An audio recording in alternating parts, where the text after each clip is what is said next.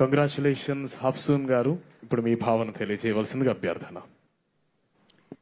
ఇక్కడ ఉన్న వేదిక మీద ఉన్న పెద్దలందరికీ, అలానే ఇక్కడ వచ్చిన పేరెంట్స్ అందరికీ నా ధన్యవాదాలండి. అలాగే నా తోటి కానిస్టేబుల్ కి సెలెక్ట్ అయిన అందరికీ కంగ్రాచులేషన్స్. అండ్ అందరూ ట్రైనింగ్కి వెళ్తున్నారు, అందరికీ ఆల్ ద బెస్ట్ అండి. నా పేరు షేక్ గండ్లూరు హాఫిజూన్, వైఎస్ఆర్ కడప జిల్లా ముద్దునూరు మండలం ముద్దునూరు గ్రామం అండి. యాక్చువల్గా ముస్లిం కేటగిరీలో అమ్మాయికి ఈ డిపార్ట్మెంట్లో పంపించడానికి తల్లిదండ్రులు కానీ పెళ్ళైనాక హస్బెండ్ కానీ చాలా భయపడుతుంటారు. కానీ ఎంతమంది ఎంత అన్నప్పటికీ నా హస్బెండ్, మా పేరెంట్స్ వాళ్ళ కృషి వల్లనే నేనైతే ఇక్కడ నిలబడ్డాను. నేను ఎంఎస్సి బీఈడి వరకు చదివానండి. చాలా మంది అంటారు, ముస్లిం అమ్మాయివి నువ్వేం చేయగలవు, అది కూడా మ్యారేజ్ అయింది, 28 years, నువ్వు ఇంకేం సాధించలేవు నీ లైఫ్లో, ఏదైనా చెయ్యాలంటే బీఈడి ఒక్కటే ఉంది, నీ టీచర్గా మాత్రమే పని చేయగలవు అని అన్నారు. సో అలాంటి వాళ్ళు అందరూ ముక్కున వేలేసుకునే విధంగా ఈరోజు నేను కానిస్టేబుల్ జాబ్ కొట్టి మీ అందరి ముందు నిలబడ్డాను. అలాగే మా కమ్యూనిటీ పేరెంట్స్కి నేను విన్నపించుకునేది ఒక్కటే, నాలాగా చదువుకునే వాళ్ళు చాలా మంది ఉంటారు.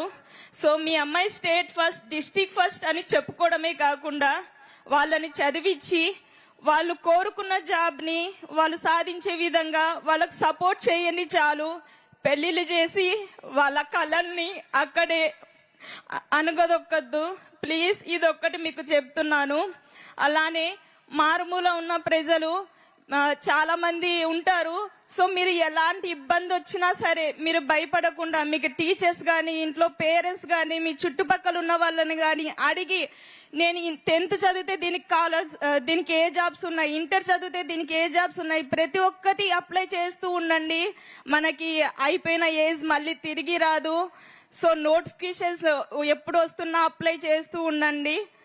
అలానే నాకు ఈ అవకాశం ఇచ్చిన పెద్దలందరికీ థ్యాంక్స్ అండి. Thank you. All the best. Congratulations. మీ భర్తకి అభినందనలు. మామూలుగా ఆ అమ్మాయి మనోభావాలు విన్నారు.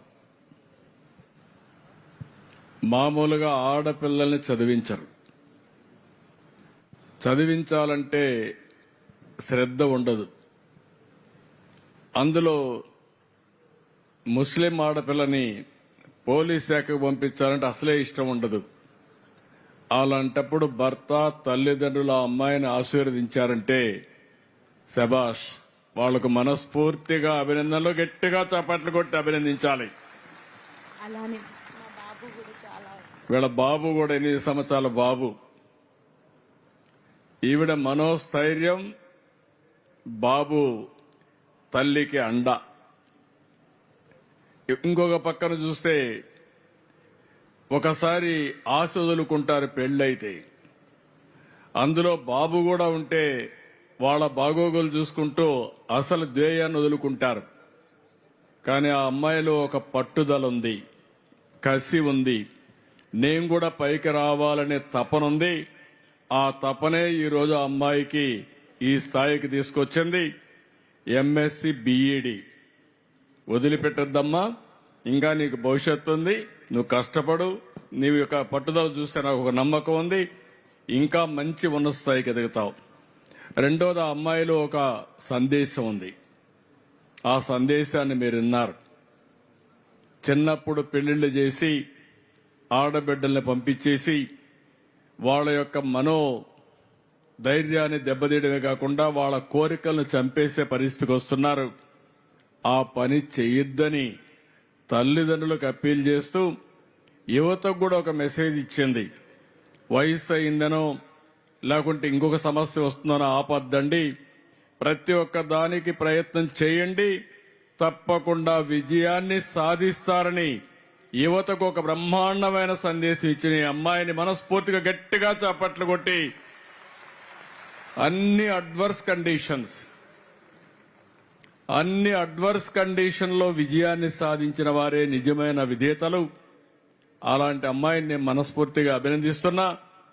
మీరు కూడా, నేను ఒకటే అందరిని కోరుతున్నా, కులం పేరు చెప్పి, మతం పేరు చెప్పి, ప్రాంతం పేరు చెప్పి, లేకుంటే పాత ఆచారాలు పెట్టుకుని మన పిల్లల్ని వాళ్ళ భవిష్యత్తుని అంధకారం చేయొద్దండి. వీళ్ళందరూ కూడా మంత్రిలో మాణిక్యాలు ఈ పిల్లలు. చదివిస్తే ఉన్నత స్థాయికి ఎదుగుతారు. మనోధైర్యం మీరు ఇంట్లో ఇవ్వగలిగితే ఆ ధైర్యంతో కొండనైనా సరే బద్దలు చేసే శక్తి మన పిల్లలకుంది. ఈ విషయాన్ని తల్లిదండ్రులు ఇలాంటి ఎక్సెప్షనల్ కేసులో భర్తలు గాని పిల్లలు గాని అర్థం చేసుకోవాలని మరొక్కసారి కోరుకుంటూ, అందరినీ చూస్తే ఒక్కొక్కరితో ఒక స్టోరీ అయితే ఈ అమ్మాయిది అందరికంటే కూడా ఒక ప్రత్యేకమైన స్టోరీ. అందరూ కూడా గట్టిగా చప్పట్లు కొట్టి ఆశీర్వదించండి.